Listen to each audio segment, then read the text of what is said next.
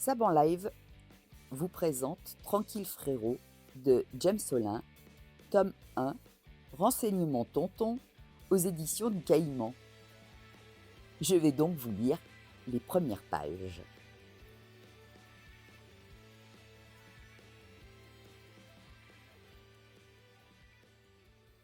Vendredi, 18h. Le capitaine Pinto goûtait peu la police judiciaire. Pour lui, elle représentait une source de tracas où il n'y avait que des coups à prendre. C'était avant tout un truc de magistrat et de sous-officiers. Commandant la compagnie de gendarmerie de Nice, il préférait mobiliser ses neurones et son énergie sur ses autres domaines d'action, notamment l'ordre public, le renseignement et les relations avec les élus. Le seul avantage qu'il voyait dans la police judiciaire était en matière de communication.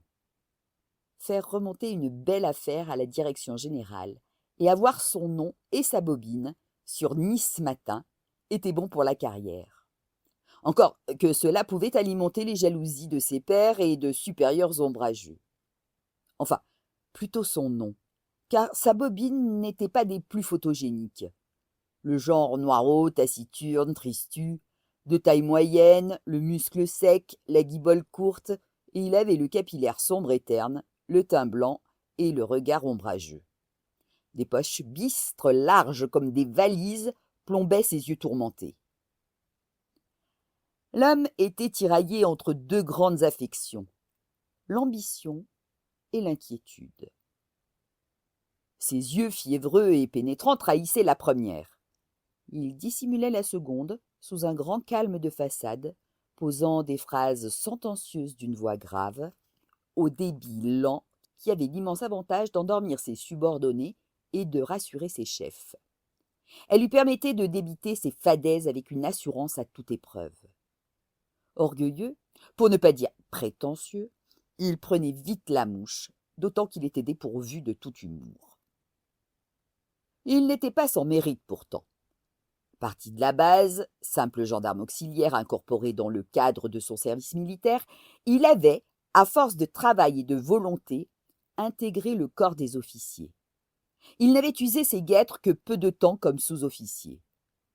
Affecté dans une brigade de la Creuse à l'activité toute rurale, il avait profité de cet épisode agreste pour passer un master de droit par correspondance et entrer à l'école des officiers de la gendarmerie nationale de Melun. Après 3 années de gendarmerie mobile qui l'ennuyèrent à mourir, il fut muté à l'inspection générale. Il se fit tout de suite remarquer par ses analyses juridiques robustes, quoique un brin empoulé. Son art pour déceler ce que son chef voulait entendre, son aptitude à prendre les courants ascendants tel un planeur, sa science de la révérence et du coup de chapeau à plumes. Il n'avait pas son pareil pour sentir le vent. Un apache n'aurait pas été meilleur pour flairer un bison à travers la plaine. Il entra parallèlement en maçonnerie, la loge, pas la truelle, comme dans les ordres, pénétrant alors le monde merveilleux du réseau aux horizons célestes. Ses dents s'aiguisèrent encore.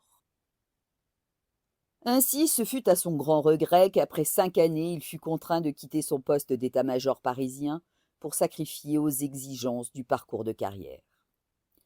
Dans le cursus honorum d'un officier digne de ce nom, il fallait cocher la banale case « commandement opérationnel » et commander une compagnie.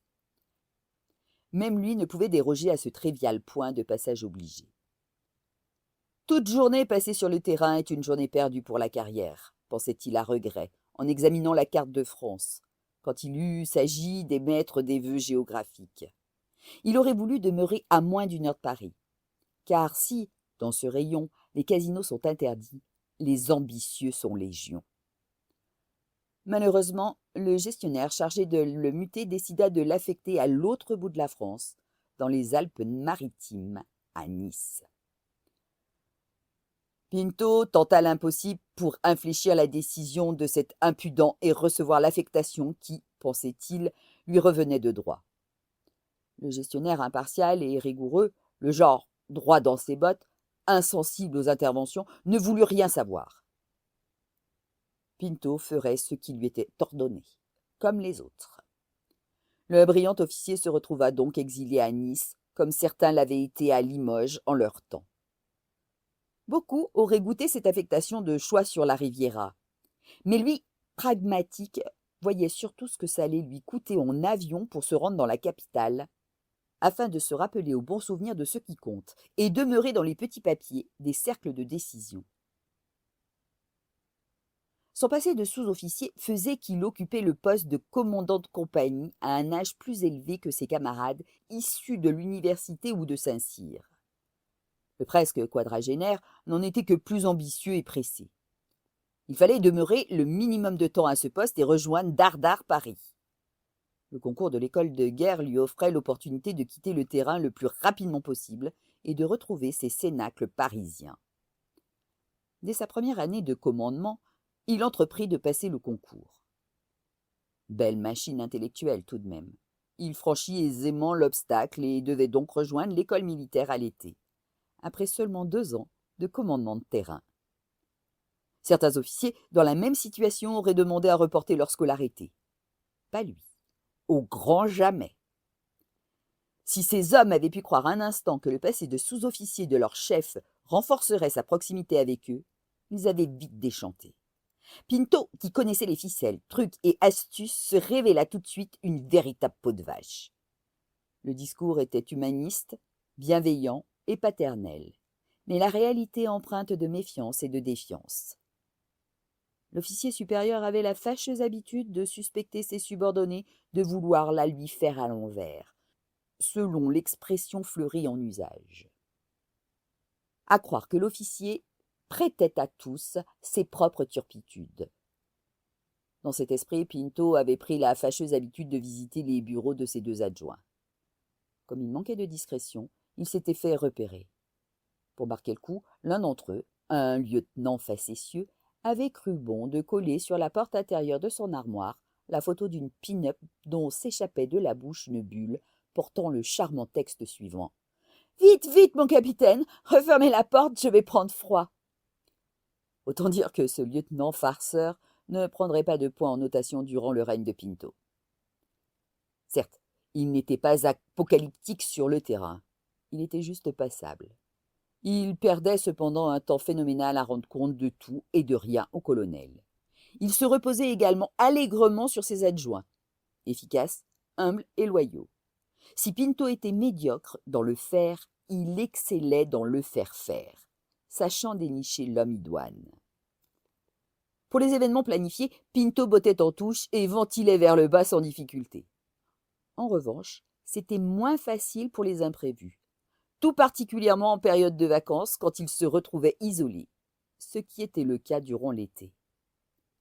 Autant dire que la police judiciaire n'était pas sa tasse de thé.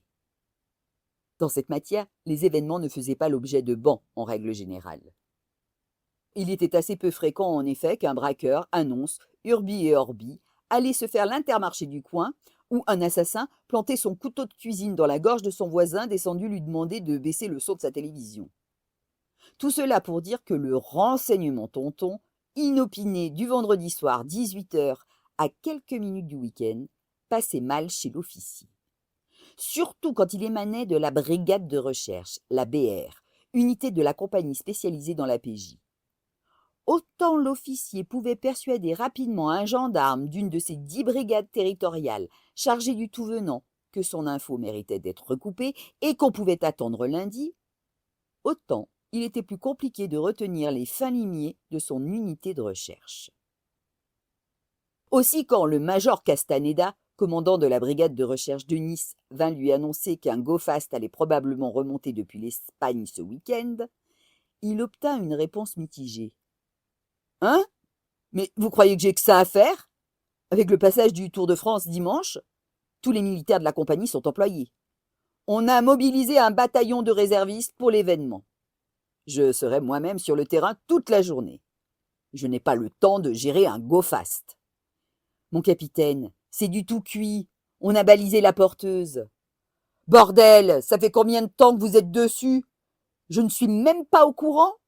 Vous me la prenez comme ça au dernier moment? J'en ai marre, Castaneda, d'être mis devant le fait accompli. Mon capitaine, on l'a juste appris cette semaine. La source nous a annoncé qu'il avait la porteuse dans son garage.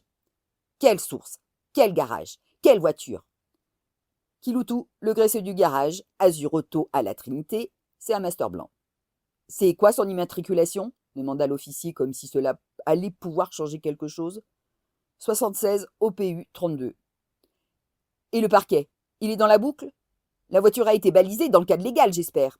Oui, oui, mon capitaine, on a eu l'autorisation du magistrat. On a posé la balise avec l'adjudant-chef Suto. Vous pouvez lui demander pour vérifier. Ça ne servait à rien.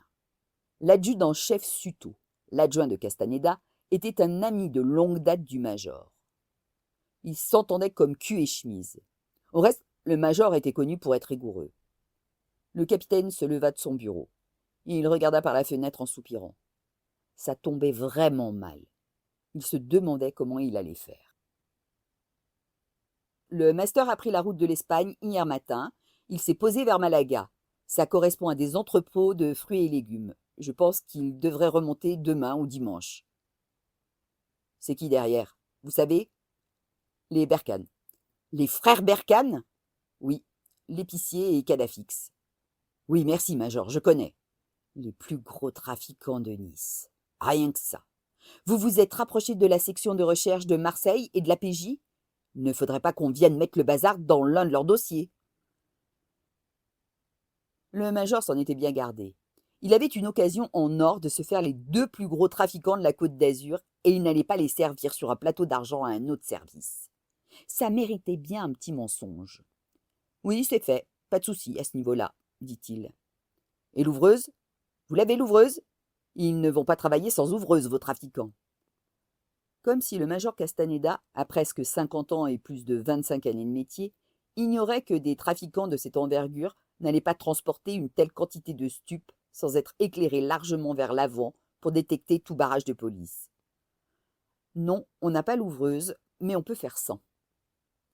Pinto voyait la faille, il s'y enfonça. La source ne peut pas la donner. Évidemment que non, répliqua Castaneda, qui s'agaçait de la mauvaise volonté de son supérieur. Les frères Berkane cloisonnent, ils ont juste demandé à Kiloutou de leur fournir un utilitaire propre et en bon état de marche pour le week-end. Le reste n'est pas son affaire. Sans l'ouvreuse, l'intérêt est limité. On va juste faire une saisie sèche. On va trouver un pauvre blédard au volant qui fera droit au silence et ça ne donnera rien. Il vaut mieux attendre. Observez plusieurs convois, décelez l'ouvreuse et revenez quand le dossier sera complet. Ce qui m'intéresse, c'est le réseau, pas la saisie. Pinto resservait à Castaneda des phrases toutes faites, il n'y croyait pas lui-même. Il faut arrêter de dépenser autant d'énergie pour faire uniquement du produit. Je l'ai déjà expliqué. La priorité, c'est les réseaux, les trafiquants. Et puis, il y a aussi la sécurité du quotidien, les cambriolages. Vous devriez porter votre dévolu sur les bandes de Montanlaire, qui écument tous les soirs les communes de l'arrière-pays. Mon capitaine, faut tenter le coup. Le stup, c'est la priorité. Ce qu'on voit, c'est l'occasion, au contraire, de se faire le réseau des Berkane. On va essayer de déceler l'ouvreuse pendant le trajet. Et puis, quand bien même on ne l'aurait pas, on pourra tenter de remonter sur les Berkane en partant du master et du téléphone du conducteur. Mouais, je suis pas chaud. Et puis, surtout, je n'ai personne. Donc on ne fait rien. On laisse passer un convoi de stupes sans rien faire. Une occasion comme ça ne se représentera plus. Le capitaine soupira. Il en avait marre de ses problèmes. Vraiment, qu'il aille à l'école de guerre. Vous faites seul. Pas question d'interpeller la porteuse. N'allez pas jouer les cow-boys sur l'autoroute. Vous vous contentez de voir où se pose la porteuse et vous remontez le fil. Il était inutile d'insister. Le major n'obtiendrait pas plus. Alors que la section de recherche de Marseille bénéficierait en pareilles occasions de l'appui du groupe d'observation et de surveillance, voire du GIGN, l'unité niçoise devait, elle, agir en autonomie. « Merci de votre aide, » lança le sous-officier dépité. « Vous avez compris, Major. Vous n'intervenez pas. Vous regardez juste où ça va. »« C'est reçu, mon capitaine, » répondit Castaneda en tournant les talons.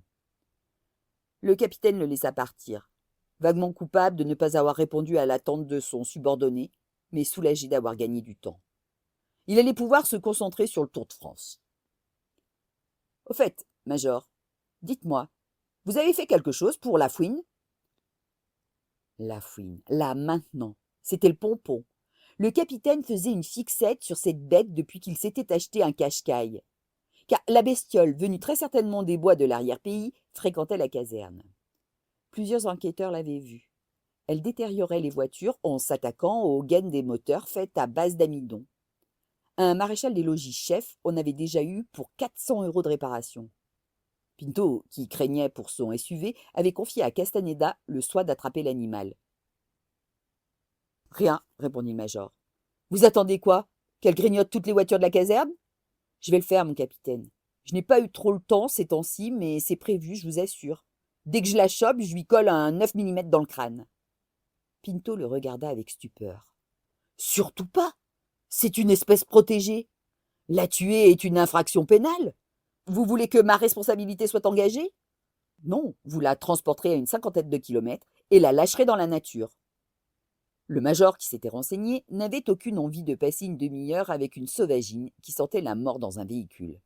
« Il paraît qu'elle pue, mon capitaine. »« Oui, eh ben, vous ouvrirez les vitres. » On est entrés ensemble dans le livre par la lecture.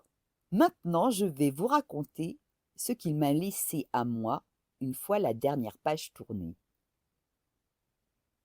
Dans Tranquille Frérot, James Olin dresse un portrait sans concession d'une galerie de personnages, tous plus douteux les uns que les autres. Ni les flics, ni les voyous, ni même les femmes ne sortent du lot.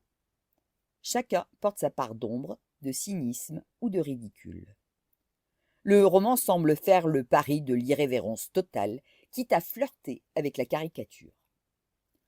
On y croise un Castaneda qui confond prostituée et chef d'entreprise, un gendarme qui se gare sur une place handicapée avec une fausse carte, des médecins qui rédigent de faux certificats, et même une bande de copines qui se lance dans un concours absurde autour de noyaux de litchi.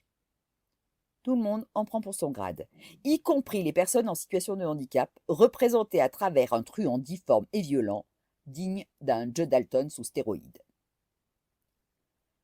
L'univers est outrancier, les dialogues décalés, les descriptions volontairement grotesques, comme celle de Shirley qui saute sur son téléphone, comme une grenouille carnivore péruvienne sur un poisson rouge. On sent que l'auteur s'amuse, notamment dans un passage savoureux sur les cigares, où transparaît une passion sincère. De même, les relations entre gendarmes et policiers semblent décrites avec une certaine justesse, probablement nourrie d'une bonne connaissance du terrain. Le style lui aussi est à part, volontairement excessif, parfois burlesque, souvent provocateur. Il faut accepter de se laisser porter par ce ton singulier qui peut dérouter autant qu'il amuse. Les féministes sans humour risquent de grincer des dents tant les personnages féminins sont traités avec la même ironie mordante que les autres. Ni mieux ni pire, mais certainement pas idéalisés. Le roman prend son temps pour démarrer, mais une fois lancé, il file à toute allure jusqu'à un final haletant.